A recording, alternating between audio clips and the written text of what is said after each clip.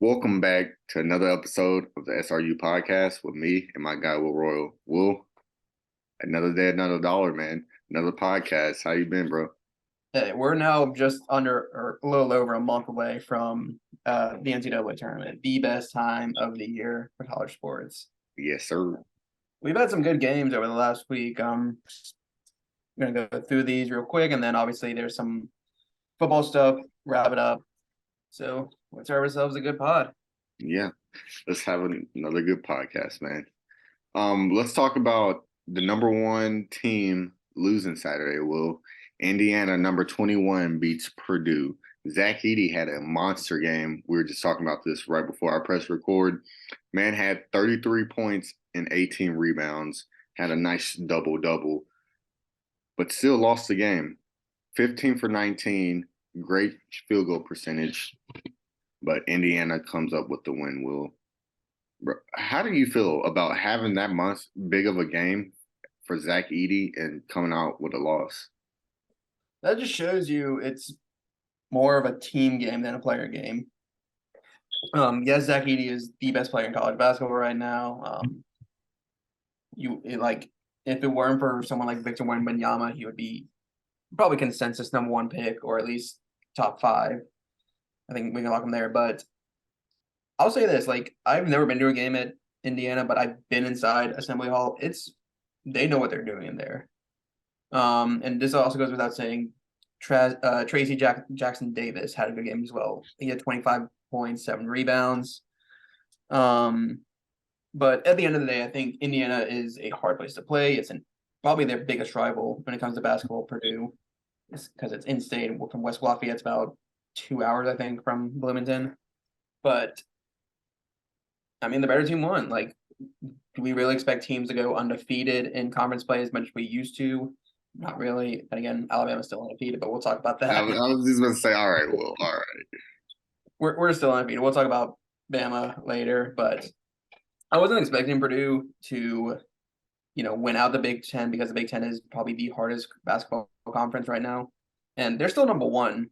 They didn't drop that far down, or they didn't drop at all.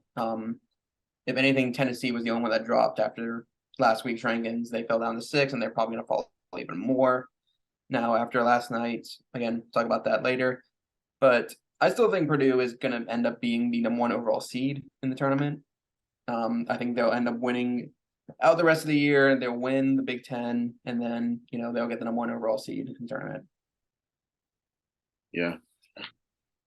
It's crazy because the number one team has, I feel like every time there's a number one team curse, every time you get ranked as the number one team, you lose the next week or the week after that. There hasn't been a long number one team that sit on top of that throne for more than 3 weeks since conference play started. I'm pretty sure, and Purdue is an example of that. Honestly, it's a good loss. They lost to Indiana, quad one loss.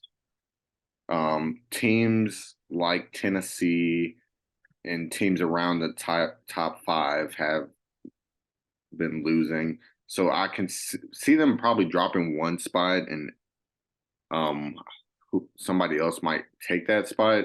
But I wouldn't be mad if they kept Purdue up there at number one. They've shown that they're really one of the better, probably the best team in the nation, other than like Alabama, who's been destroying the SEC so far. It's like we're playing football or something.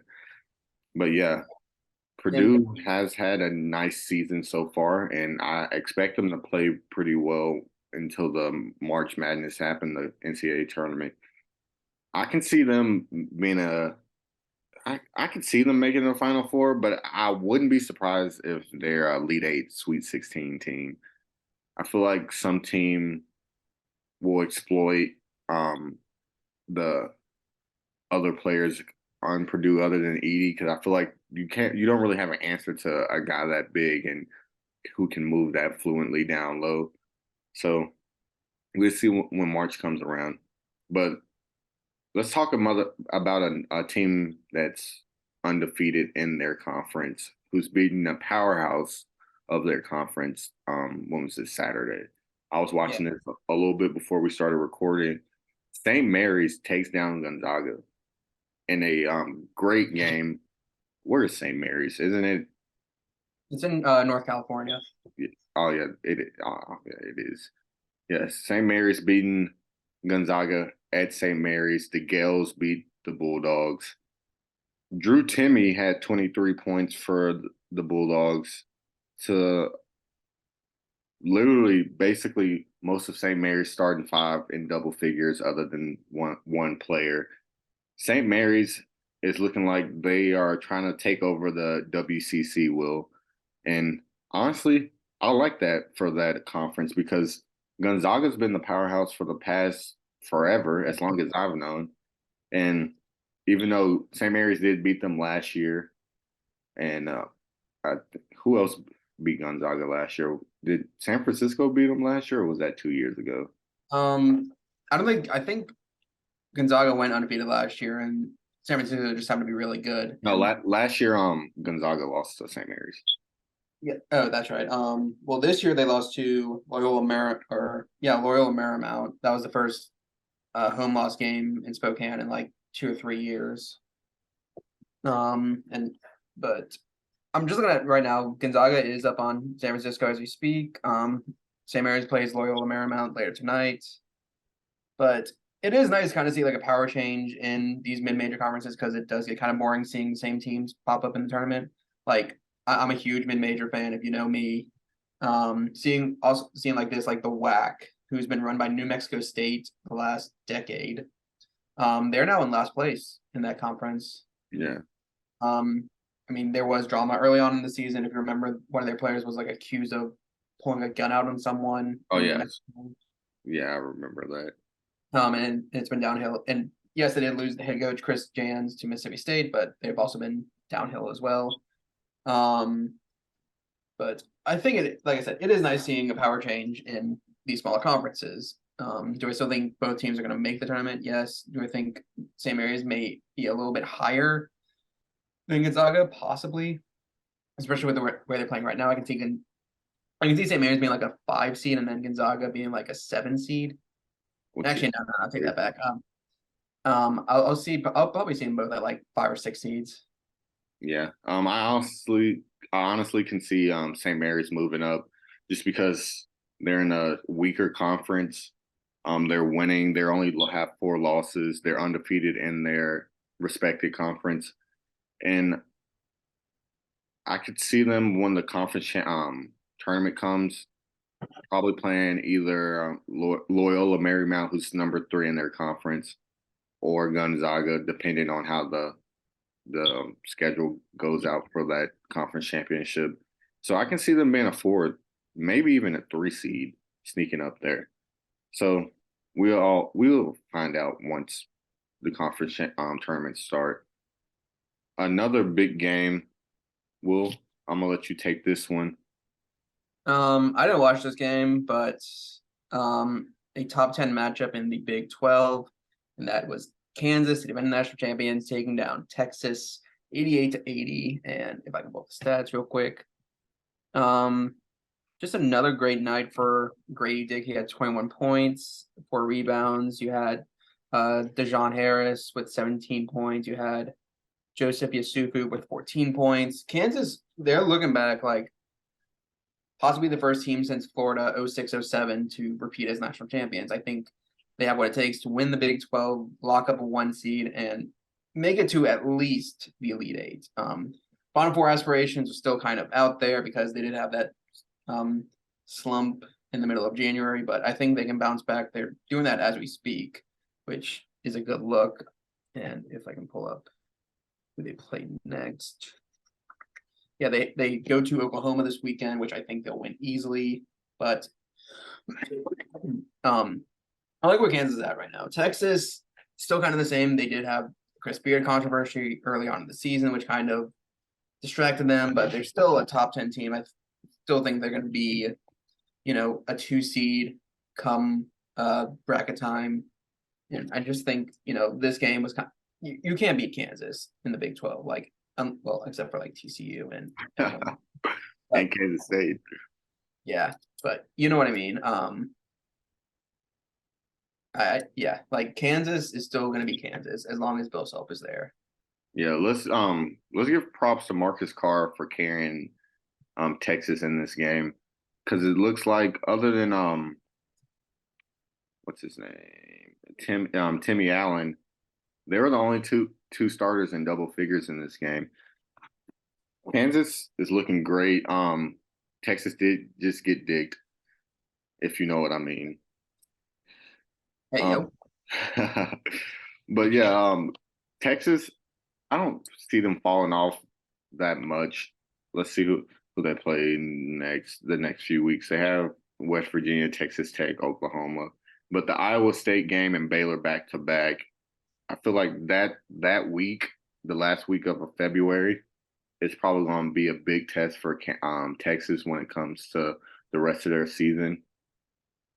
If they win those two games, they will most likely stay. They could even jump to a number one seed, honestly. But I can't wait to see how that plays out in the Big 12 because the Big 12 is probably the most competitive conference at the moment when it comes to basketball. With multiple teams ranked in the top 25, and I'm pretty sure it's only two of them ranked in top 10. But yeah, those two teams will really be calling it out coming out the Big 12 when it comes to conference champion tournament time. And I would look out for the Iowa States, the TCUs, who else is in that conference that's like doing playing real well. What Oklahoma State just beat TCU this weekend. So Yeah, bracketology really has it as 8 possible Big 12 teams making the tournament, at least, up until the last 4 in. So who knows? We could see where 80% of the conference makes the tournament. yeah, literally only four teams not ranked, and one of those teams is ranked above TCU, who's 6-5 in the conference. That conference is right now is just amazing how good they are at how balanced every team is and how balanced the conference is when it comes to being those top teams up there at the top of the conference. Let's go to two teams that you paid more attention to, Will, than I have. UConn and Marquette. So Yeah, so UConn early on in the season, they looked like to be the best team under Dan Hurley, and rightfully so. And last night, kind of they started this Big 12 in a slump. They're still fifth in the conference. So, like hosting a Marquette team that's number 10 in the country and really hot right now. But looking at stats, you had Tristan Newton dropping a triple double on the 10th ranked Marquette. And on top of that, you had their best player, Adama Sanogo, having 18 points. Yeah, Sanogo, watching him when we played UConn, he would just dominate. Like he literally just like dropped like 20 some points on us early on in the season. But and thinking back on it, UConn is that team that could, be a kind of a shock team. I see them maybe as like a 5 seed and somehow sneak their way to the Final Four with the way they're playing. But hosting top 10 Marquette, who's one of the best teams and the best team in their conference, props to them. yeah, um, yeah, these are two great teams historically for the past like 20 years. UConn a little bit longer than that. Who's always performed when it comes down to March Madness. Well, I want to ask you a question. Who's your favorite UConn player of all time? All time. Yeah, Cardiac Kemba, without a doubt. yeah. See, I'm a big Jeremy Lamb fan, man. He was a part of two national championship teams at UConn. I'm pretty sure he was a freshman when Kimba was there. And him and Shabazz Napier, when they won that national championship, that was a great team to watch. I would put Andre Drummond up there too. He was there when with Kimba and won a national championship then. But Yeah. that Kimba run, that late February March run, that's crazy because that team was not even supposed to make the NCAA tournament, and they won out.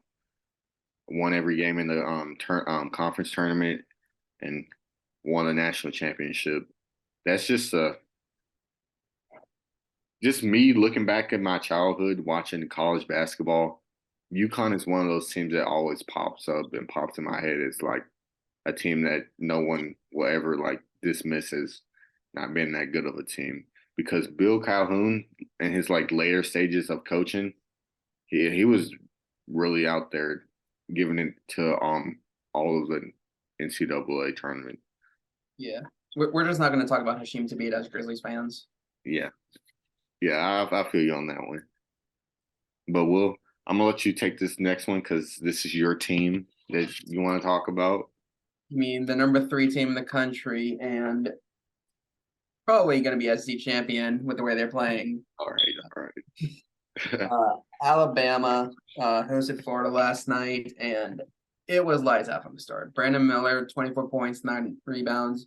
I'm basically just copying the script I wrote this morning for my midday show because, of course, I have to talk about Bama on it. Yeah.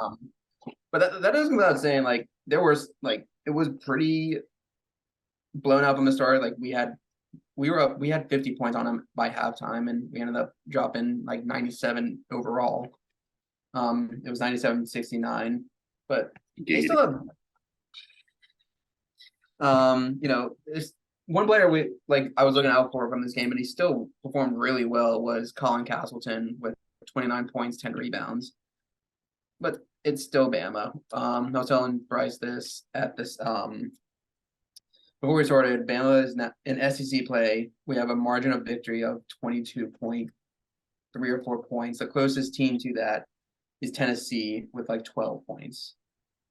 So, and with Auburn coming up this weekend, who's in a slump right now, and then Tennessee next week, who's kind of like also in a slump and lost in humiliating fashion last night. Things are looking good in Tuscaloosa, especially with our Nate Oates getting his extension through 2029, possibly up to $4 million a year, rightfully so.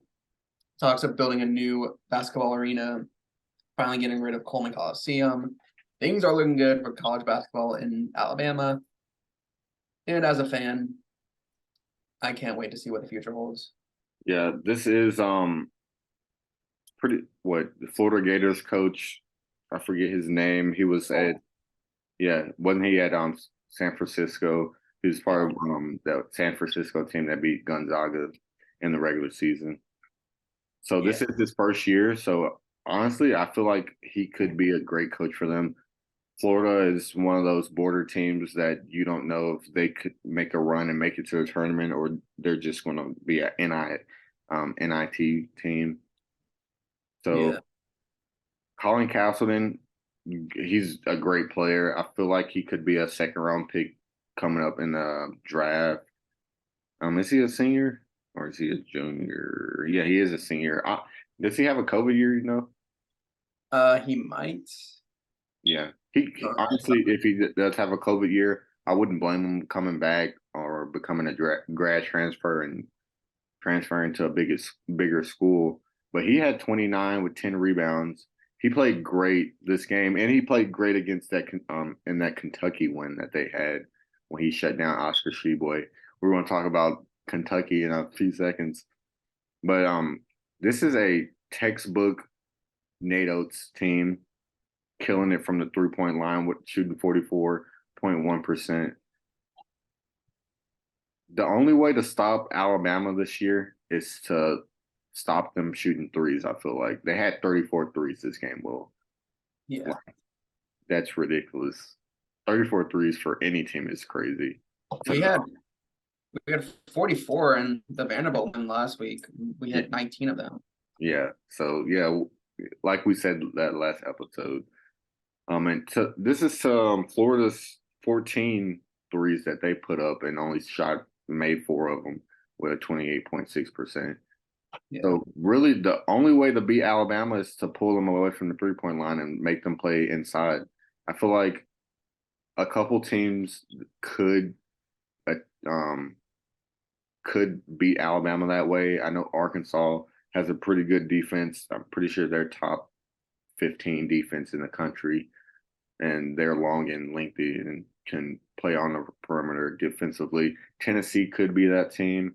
Tennessee always has a pretty strong defense when it comes to playing defense nationwide, honestly. I was going to say SEC, but like nationwide, they always have a pretty good defense.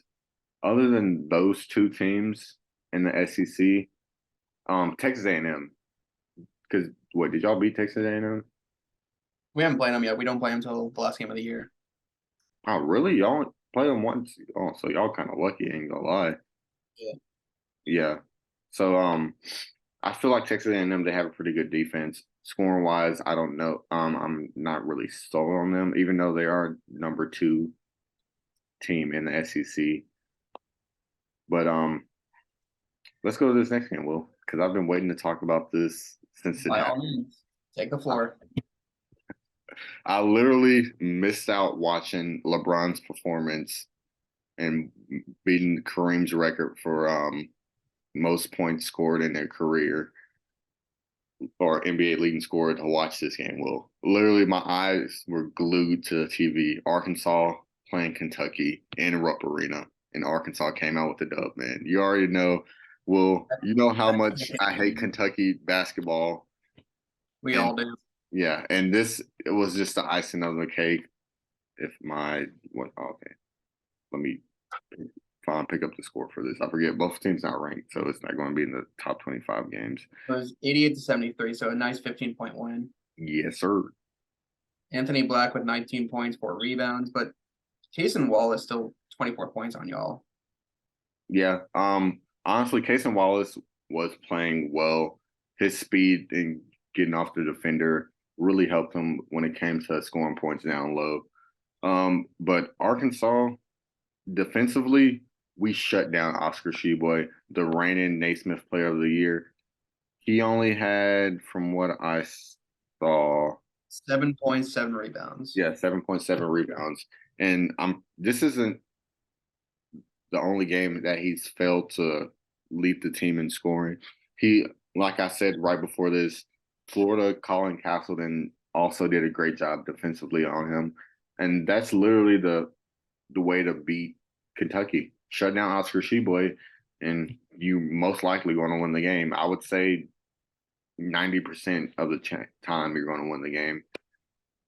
Ricky Council played great. Jalen Graham had a ESPN Sports Center top 10 dunk when I forgot exactly who he dunked on, but he posterized some guy. I want to give it out a shout out to Mikael Mitchell, who had 15 points, and Makai Mitchell, who also played well. He only had 4 points, but he had 9 rebounds, and we were playing great on the boards, having 26 to, even though they had 31, but we still played great. Shot 62% from the field, which is great, knowing how Arkansas has trouble with scoring anywhere outside the 3-point line and in the paint, where we excel better than shooting outside, where we shot 44% and only 9 3-pointers. Great game. To be an Arkansas fan. If you saw me on Twitter, excuse my French, but yeah, get that trash team out of here. But this is still a team without Nick Smith, too. Yeah, this is still us without Nick Smith, which is crazy. Hopefully he is practicing with the team. I feel like he will come back next Saturday at the earliest, but most likely he'll come back maybe the week after that. I just need him back before we play Alabama again, because I need our get back from that game. Yeah. But let's go to this next game. A game we love to see the outcome of, because as Memphis natives like you are and semi me, Tennessee lost to Vandy, their little brother, at a buzzer beater 3, end of the game. Vandy pulled it out 66-65. Yeah, I didn't watch this game. I only saw the highlights on Twitter just because I was getting ready to watch Bama. But seeing them lose in that fashion after losing to Florida last week, they drop in the polls from 2 to 6. Now they're probably going to drop even more after this, like an unranked Vandy team. Well, let me pull up the stats from this game. Because yeah, Tennessee has been kind of on a slump, and that's great to see because Alabama plays them next week. But yeah, This could be had 14 points. Phillips had 10. Don't know how to say the other guy's name. He had also had 10, and they had Key had 14 off the bench, and Awaka had 8 points then you off the have bench. Tyron Lawrence from Vandy just coming out of nowhere, dropping 19. Yeah, and Robbins for Vandy had 14 points with 9 rebounds. Vandy, I ain't gonna lie, they're better than what their record shows. We played them, we lost to them with the crazy 7 technical games that we had, which is still mind blowing. I can't wait to the end of the season so I can rewatch that moment. I remember just calling Will. I'm like, Will, how are you not watching this right now? But yeah, they're better than what their record shows. A lot of their losses have been like low margins of losses. They lost to Missouri by 3. They lost to Tennessee the first time. Alabama was a bigger loss. 7 points. Yeah, they lost to Kentucky 69-53. Texas A&M, they lost to them by 6. Alabama destroyed them the second time though. How did Yeah, y'all get to play Vanderbilt twice in a row? This is some SEC scheduling bullcrap that I love to talk about. Like, what is going on, Will? This I is don't not know. fair. Well, I don't think many people expected Bama to be this good this year because we bounced in the first round of tournament last year after kind of a disappointing year. And I know people who wanted to fire Nate Oates after last year. I was like, you're crazy. Firing Nate Oates is crazy. Even if y'all did lose in the first round last year, firing Nate Oates is crazy. It's coming from like Alabama history where y'all just aren't good at basketball historically. Yeah, So team that's never made the Final Four. We made the Elite Eight once, and that was all the way back in 2002. yeah, so But all right, I think this that's is enough.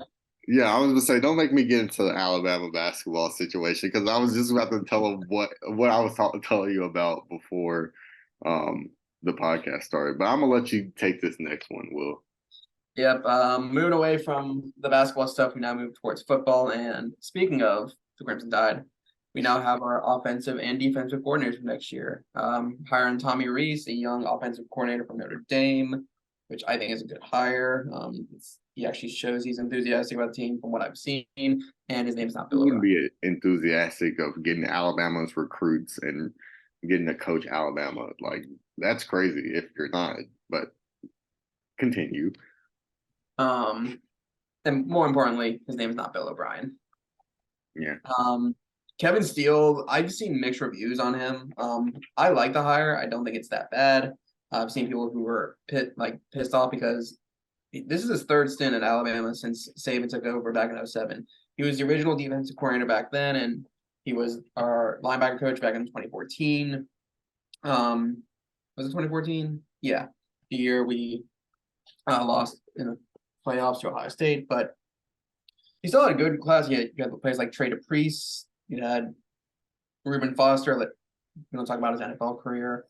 Um, and most recently, he was interim coaches at both Tennessee and Auburn after they fired after Auburn fired Malzahn, and then after Tennessee fired Jeremy Pruitt. So he's had some coaches there. And this past year, he was the defensive coordinator at Miami. Yeah. And Kind of a disappointing team though, but I have we see how that went. Miami just was getting scored on left and right. Who didn't they lose to like some like trash team? yeah, they lost to Middle Tennessee State early on. Yeah, so well, honestly, if I'm you, I would be kind of pissed on that hire. But who knows? He has history at Alabama, so Yeah. it could be a good hire. Um, This next topic, you know a lot more about than I do. And that yeah, is Jaden Rashada NIL deal because he was what committed to Florida. I think he was no, he was Yeah, he was committed to Florida. Yeah, he was. For some reason, I thought he was committed to Miami. But yeah, he was committed to Florida. He was going to get 500,000 upfront. Will this is a $13 million deal? Yeah. All right, let me read out what's going to happen. What was going to happen? So he's going to get $500 upfront. After payment, after that payment, it would increase to 200 and 250,000 a month as a freshman, then up to 291.66 per month as a sophomore, then 365,000 a month as a junior, with a 195 833 and 33 cents monthly payment as a senior. And that was going to after he fulfilled all his obligation. He had to live in Gainesville, Tennessee. I mean, not Tennessee, Florida. Um, he had to do at least one brand Twitter post and one brand Instagram post per month. And he had to have up to 8 fan engagement events per year. These could be appearances, social media engagements like lives, video conferences, and interviews. And none could last longer than 2 hours. And he had to sign 15 pieces of merchandise per year. If you ask me, that's the easiest like list of stuff to do, being a resident of the city that you play in or you go to school to, and you're getting literally better money than the league minimum in most sports. That's crazy. Will imagine if you're in that position to get 13 million from an NIL deal for 4 years, maybe 4 years of college football. That's insane. Like NIL has, we've known there's been some problems with it, and I don't remember what we talked about last week, but there's that story of 2 players asking Saban for like a combined $1 million. One of which was like, "I want 200,000, and you need to get my girlfriend into law school here," which that's not how it works. It could work that way, honestly. Good. That's a good draw. Good try. I ain't gonna lie.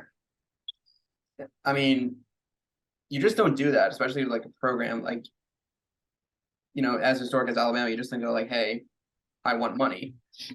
Give it to me, and I'll play." That, I mean, it on paper, yes, it works, but like you just don't go up to a coach and just be like, "I want this. Give it to me. Get my girlfriend into law school." That's not how it works. Mm. Some coaches would do that. You went to the wrong coach doing that. Nick Saban's not doing that. Yeah. But I could see how Kirby Smart doing that. Yeah, maybe. Well, let's be honest. Kirby Smart would do that. He's like, "Oh, that's all? You don't want anything more?" Lane Kiffin, maybe. Yeah, maybe. But and obviously, like it's no secret that like players are making money off this. Like Saban has even been forward saying, "Oh yeah, Bryce made $1 million off his first year of NIL." Yeah. That was huge when that first happened. But now, like, the kid Oh, coming in his freshman year from this quarterback from that's going to Tennessee, he's making an $8 million NIL deal for his time at Tennessee. So 13 million is probably the highest that I've seen. I know Caleb Williams had like some huge what was it, like real estate deal with some real estate company. That was, I think it was like 3 million or something like that. But yeah, it's been crazy. NIL is really crazy. It's really whoever has the biggest pocketbook most likely going to win. I'm not going to say they are going to win because I feel like some players are like, yeah, you're going to give me all this money, but do I want to play for this coach? Like, does his style of offense or defense fit my style of play? So I feel like it's balanced itself out a little bit when it comes to that sense of the NIL, but at the same time, like money is money, and I feel like most places you go, if you're having a great career at that spot, that those boosters are going to find a way to give you money that fits you feeding your family and helping them in a way and yourself. But yeah. Yeah. Moving over to basketball just for a hot second. We talked about Auburn slumping in. The other night they lost at A&M, and Bruce Pearl had some exchange of words with a fan. Something along the lines of, "I will beat your bleeping ass." Well, how you gonna bleep? How you gonna bleep out the first one, Will, and just say ass? All right, fine. I'll beat your motherfucking ass. That's what he said. I'm about to say. I know. I thought we were still keeping it a PG show, but I guess Well, after the Cademo incident, it's been yeah, it is what it is at this point. yeah. Bruce Pearl said that to a fan. Not a good look, and how Auburn is no longer ranked. They spent the last 2 seasons being ranked. They've dropped out, and now they have to play Alabama this weekend. So, but Yeah. that's Well, the only time I will ever say Roll Tide is when I'm rooting for them to beat somebody, or I go back to high school and go cheer for our high school team, which is the Purple Wave. Roll Tide. Yeah. So this last little bit is conference realignment because it's never ending. Yeah. Well, earlier today, or right before this, it was announced that Oklahoma and Texas are going to move in 2024 as opposed to 2025.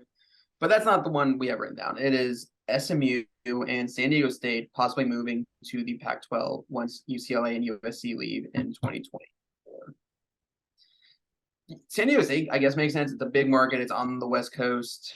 They're a decent football program, somewhat of a good basketball program. SMU is kind of a stretch because it's Texas. I mean, then again, Big 12 is taking 2 California schools. Yeah. So, no, not Big 12, Big 10. Yeah, Big 10. That's what I meant. But they do need to replace those 2 teams fast, or else who knows what's going to happen to the conference. Honestly, who would I say? I would say add BYU instead of SMU. BYU's going to the Big 12. I know, but I'm saying, like, if I was going to add a team to the Pac-12, BYU would be perfect for the Pac-12. Or get one of those what conference is that? What Mountain conference West. is Air Force? Yeah, Mountain West schools. That's what I was thinking. I would take Boise State Yeah. or Fresno State if I had a choice. Yeah. Or even New Mexico. Yeah. Yeah. The one taking a Mountain West school is more logical when it comes to geographically. SMU, this is the first time they've been in a big conference since the death penalty, basically. After the Southwest Conference dissolved, they've been at smaller conferences. This could help them get back to that old SMU glory days that they had in the 80s, but I don't think so. You have the I would let JP. I would like for him to elaborate how SMU works when it comes to booster wise and their fan base, because he knows a little bit more about that because he goes to TCU and that's one of their metropolitan rivals. So Yeah. it would be better for him to elaborate on that. Maybe we can get him on in the next few weeks and we can talk about that if it even happens. But yeah, that's all I really have on that, Will. You have anything else? I don't. Till next week. Yeah, till next week. Thank y'all guys for watching. Make sure you like, comment, and subscribe. Make sure you turn your post notification on to let you know when's the next podcast episode. And see y'all next week. Deuces.